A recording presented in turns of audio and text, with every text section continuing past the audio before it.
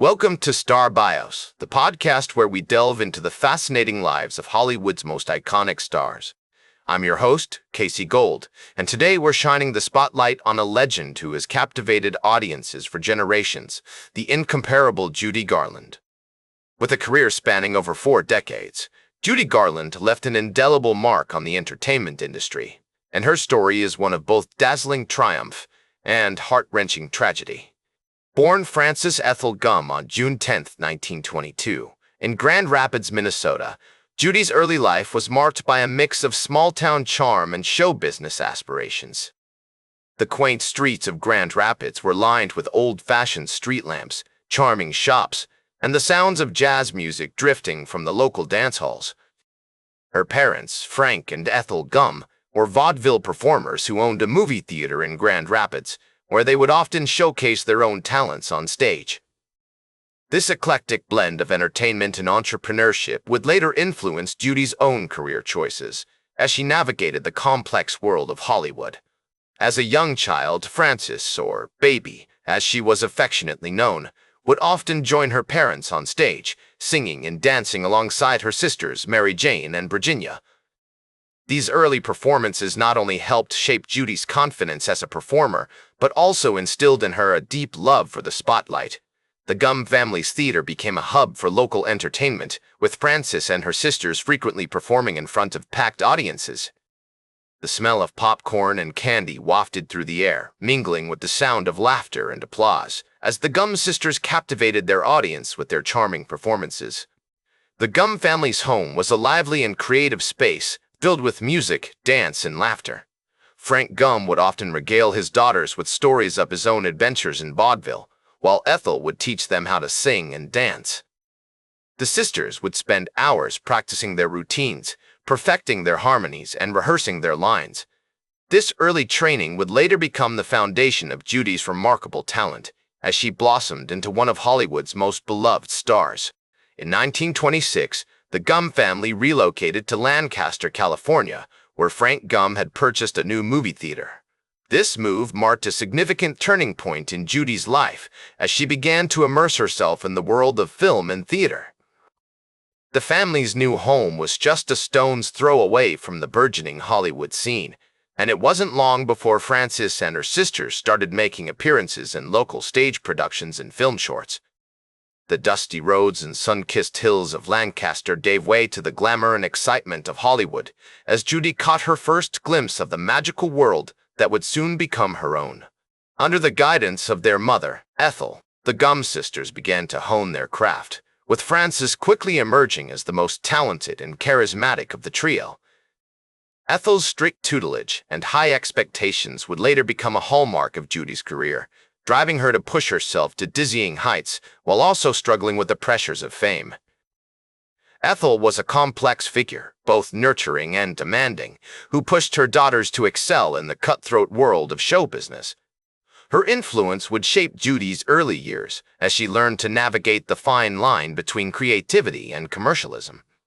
As the 1920s drew to a close, the Gumm family faced financial difficulties, and Frank Gumm's theater struggled to stay afloat. Despite these challenges, Ethel remained determined to nurture her daughter's talents, recognizing that their performances could be the key to securing a more stable future. In 1934, the Gumm sisters began performing as the Gumm Sisters, with Frances taking center stage as the lead vocalist. Their act was a lively mix of song and dance, with the sisters singing in perfect harmony and performing intricate routines. As they traveled from town to town, performing in local theaters and vaudeville houses, Judy began to develop her unique stage presence, charming audiences with her irrepressible spirit and captivating talent. It was during this period that Frances adopted the stage name, Judy Garland, reportedly inspired by a popular song of the time, Judy, and the surname of her friend and fellow performer, Robert Garland. As Judy Garland, she would soon embark on a journey that would take her from the humble stages of Lancaster to the bright lights of Hollywood, forever changing the face of entertainment in the process. Growing up in the shadow of Hollywood's golden age, Judy was surrounded by the magic of movies and the allure of stardom. She spent countless hours watching films at her father's theater, mesmerized by the likes of Clara Bow and Greta Garbo. These early influences would later shape her own on-screen persona, as she drew inspiration from the sirens and songstresses of the silver screen. Judy was especially fascinated by the charismatic performers who seemed to leap off the screen, their personalities and talents shining brighter than any script or special effect. She longed to join their ranks, to become a star in her own right, and to captivate audiences with her unique blend of talent and charm. With her family's financial struggles and her mother's driving expectations, Judy's early life was marked by both creative expression and personal turmoil. These conflicting forces would continue to shape her career and personal struggles as she navigated the highs and lows of fame in the decades to come.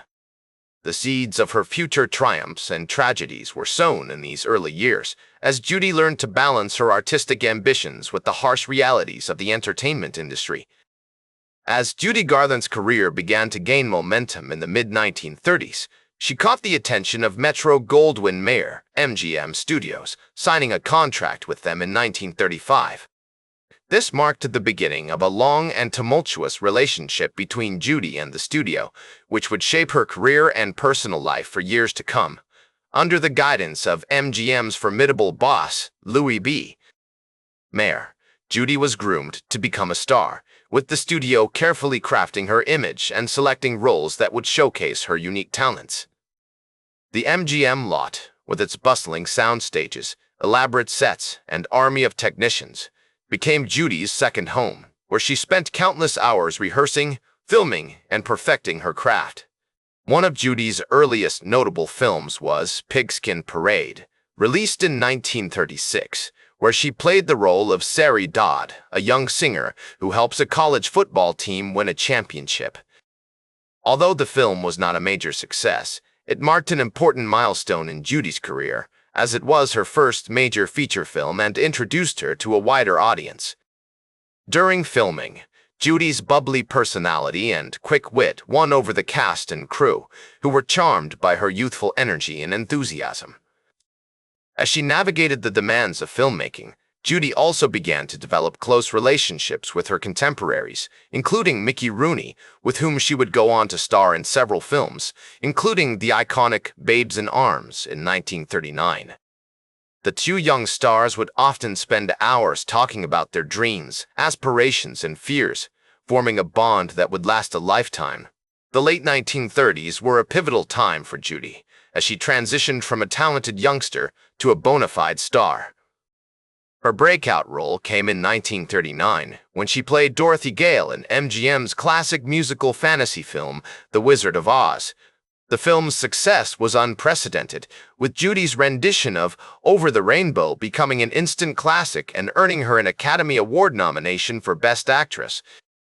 This iconic performance cemented Judy's status as a Hollywood star and introduced her to a global audience. As she walked the yellow brick road, Judy's vulnerability, determination, and pluck captured the hearts of moviegoers everywhere, making her an overnight sensation. Behind the scenes, however, Judy was struggling to cope with the pressures of fame and the strict control exerted by MGM over her career and personal life. The studio's executives, including Louis B. Mayer, were notorious for their demanding expectations and ruthless tactics, which often left Judy feeling exhausted, anxious, and trapped. As she navigated this treacherous landscape, Judy began to develop coping mechanisms, including a reliance on prescription medications and a growing dependence on the validation of her peers and fans. As the 1940s dawned, Judy continued to work tirelessly, starring in a string of successful films, including Babes on Broadway, 1941, For Me and My Gal, 1942, and Meet Me in St. Louis, 1944. Her performances were consistently praised by critics, with many noting her unique ability to convey vulnerability and strength on screen.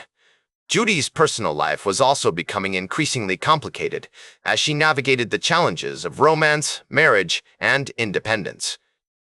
In 1941, she began a romantic relationship with Artie Shaw, a renowned clarinetist and bandleader, whom she would later marry in 1942. Although the marriage was short-lived, ending in divorce in 1944, it marked an important period in Judy's life, as she began to assert her independence and challenge the control exerted by MGM over her personal and professional life. As Judy's star continued to rise, she found herself at the forefront of a new generation of Hollywood stars, including Gene Kelly, Frank Sinatra, and Betty Grable, with whom she would go on to collaborate on numerous films and stage productions. These friendships and creative partnerships would provide Judy with a sense of belonging, support, and inspiration, helping her navigate the cutthroat world of show business. Together, they would push the boundaries of entertainment, experimenting with new musical styles, dance routines, and storytelling techniques that would captivate audiences worldwide. Throughout the 1940s, Judy's film career continued to soar, with notable performances in The Harvey Girls, 1946, and Till the Clouds Roll By, 1946.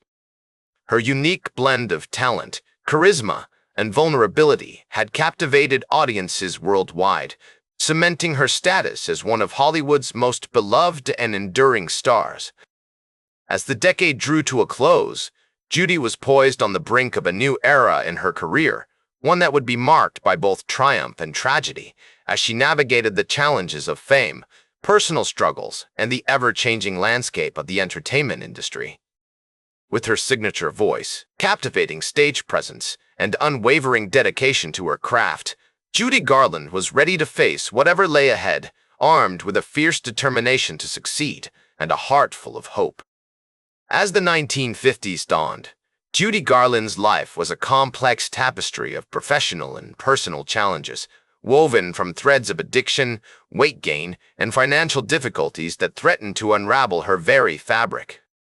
Despite her continued success on stage and screen, where she mesmerized audiences with her captivating performances, she struggled to find stability in her personal life. The spotlight that had once shone so brightly on her now seemed to cast long shadows, highlighting the darker aspects of her existence. In 1951, Judy married Sid Luft, a film producer who would become her rock, her confidant, and her manager. Together, they had 2 children, Lorna and Joey, and for a brief moment, Judy's family life seemed to be stabilizing, like a ship finding calm waters after navigating treacherous seas. The Luft's home was filled with the sound of laughter and music, as Judy would often sing to her children, her voice a soothing balm that could calm even the most troubled of souls. However, Judy's health problems persisted, like a constant drumbeat in the background of her life. She was forced to undergo a series of surgeries, including a hysterectomy in 1953, which left her feeling vulnerable and fragile, like delicate porcelain that might shatter at any moment. Her struggles with addiction also continued, as she became increasingly reliant on prescription medications to manage her pain and anxiety. The pills, which were meant to be a solution, soon became a problem, a crutch that she couldn't seem to shake.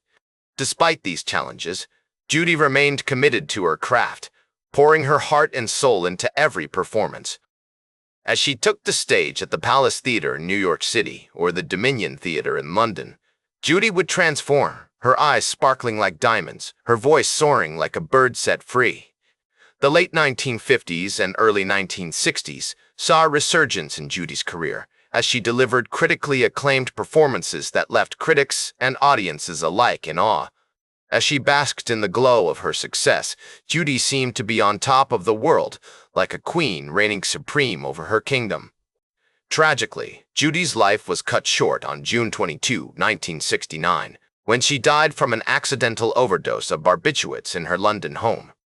She was just 47 years old, a life barely half-lived, leaving behind a legacy that would continue to inspire and captivate audiences for generations to come. The news of her death sent shockwaves around the world, like a seismic event that shook the very foundations of the entertainment industry. Fans mourned the loss of a beloved star, as if they had lost a part of themselves, a reminder that Judy's impact went far beyond the stage or screen. In the years following her death, Judy's legacy has only continued to grow, like a garden that blooms more vibrantly with each passing season. She is widely regarded as one of the greatest entertainers of the 20th century, a true legend who left an indelible mark on the world. As film critic Pauline Kael once observed, Judy Garland was a great actress, But she was also a great star, and that's something different. She had a kind of vulnerability that made you want to protect her. This vulnerability, this fragility, is what makes Judy's story so compelling, a reminder that even the brightest stars can be fragile and fleeting. Today, Judy Garland is remembered not only for her incredible talent, but also for her courage and resilience in the face of adversity. Her story serves as a powerful reminder of the importance of perseverance, of getting back up after being knocked down, like a phoenix rising from the ashes. Her life was a rich tapestry of highs and lows, of triumphs and tragedies, a reminder that even the most glittering stars can be fragile and fleeting. And yet, it's this very fragility that makes her story so compelling, so relatable, and so unforgettable. That's all for today's Star Bios. Remember to like, share, and subscribe, and until next time, I'm Casey Gold reminding you to keep shooting for the stars.